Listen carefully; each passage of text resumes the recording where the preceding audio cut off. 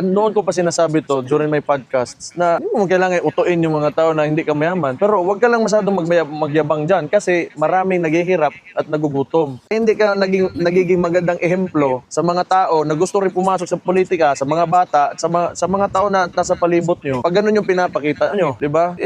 Everyone will become greedy. So pag binawi, simple ka lang, kahit sige, mayaman tago mo lang kasi nandyan ka sa publiko. You have to be a good example to society. Mga kababayan, kasi tinanong din natin to, no, nagsama kami ni Mayor doon sa isang kapihan, nag-usap kami. Alam mo, sabi niya, hindi naman kasalanan ng maging mayaman, di ba? Kunwari, mayaman talaga yung angkan nyo, o mayaman yung politiko. Ang kasalanan kasi yung i-flaunt mo, since you are medyo related doon sa mga politiko at saka sa mga kontrakto, tapos ngayon, ang laking issue na. If you are saying na it's a freedom of expression, freedom of expression din ng taong bayan na i-bash ka kung gusto nila.